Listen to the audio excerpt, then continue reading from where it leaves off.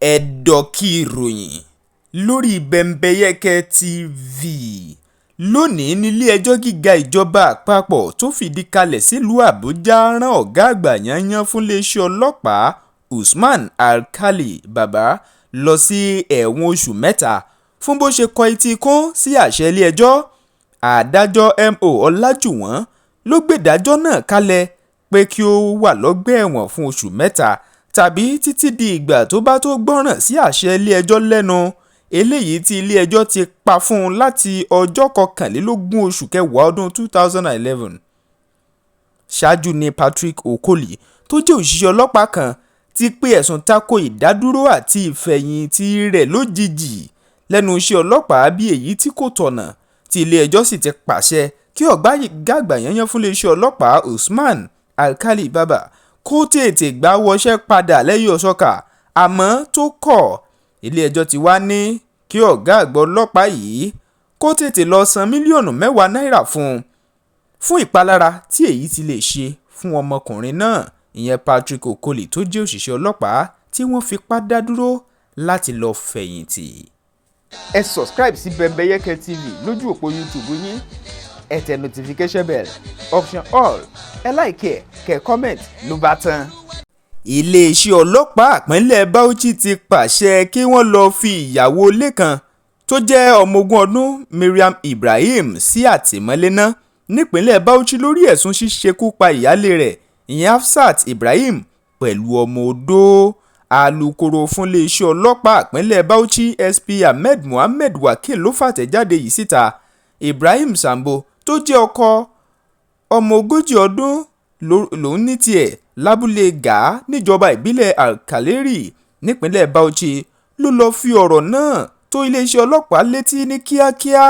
Ibrahim Sambo sọ pé ìyàwó òun kejì ìyẹn Mariam Ibrahim ló lọ sí yàrá Hafsat Ibrahim tó jẹ́ ìyálé rẹ̀ lọ́gànjọ́ òru ní nǹkan bíi aago 12 tó sì hùwà bí tó wù láti ṣekú pa ọmọ odó ló jẹ̀mọ́ tó fi ṣekú pa.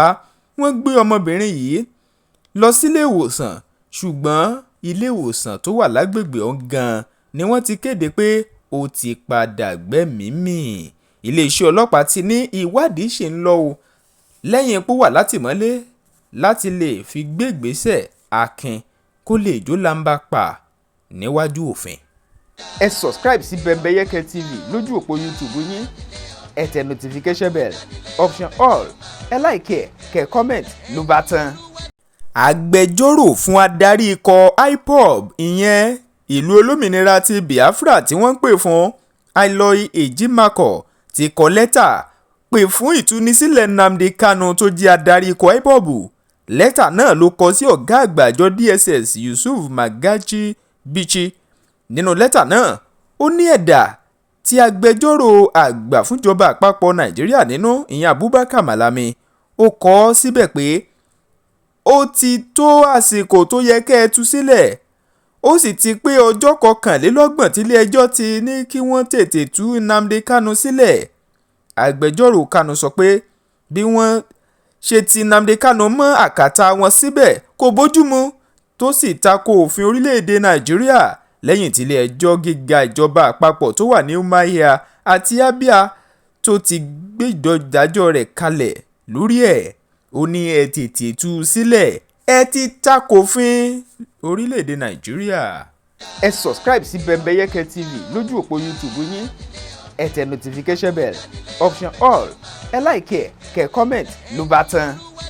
Ìjọba àpapọ̀ orílẹ̀-èdè Nàìjíríà mọ̀ ti fààyè sílẹ̀ fún kínní pé kí àwọn ọkùnrin tíyàwó wọn bá bímọ sílé ó lọ máa lo ọjọ́ 14 nílé láti lè fararu ọmọ tuntun tíyàwó wọn ṣẹ̀ṣẹ̀ bí. Èyí ni ó wà fáwọn òṣìṣẹ́ ìjọba tó jẹ́ ọkùnrin. Olórí àwọn òṣìṣẹ́ fúnjọba àpapọ̀ ilẹ̀ Nàìjíríà Fọláṣadé Yẹmí Ẹ̀sán ló fèyí síta. Ó ṣàlàyé pé ó jẹ́ ara ìlànà òfin fún tọdún 2021 ìwé látọ̀dọ̀ dókítà lórí ọjọ́ ìbí fún ìyàwó ọkùnrin bẹ́ẹ̀ ni yóò ṣiṣẹ́ tí wọn yóò sì buwọ́lù tí wọn ó fi lè fún ní ìsinmi ọlọ́jọ́ 14 ọ̀hún. Bí ẹ kò bá gbàgbé, ìgbìmọ̀ aláṣẹ ló buwọ́lu ìsinmi ọlọ́jọ́ 14 yìí lóṣù kẹsàn-án ọdún yìí kí àwọn ọkùnrin náà lè fararọ ọmọ wọn tuntun tí wọ́n bá ṣẹ̀ṣẹ̀ bí tàbí tí wọ́n bá ṣẹ̀ṣẹ̀ lọ gbà.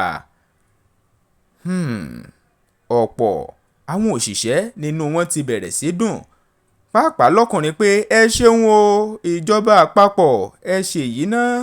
Benbeyeke TV jẹ́ ìkànnì tó o ti lè ríròyìn bó ṣe ń lọ wò nígbà gbogbo. ọ̀pọ̀ ló ti ń fojú sọ́nà fáwọn ojúlówó ìròyìn àti ètò lédè àbínibí wa.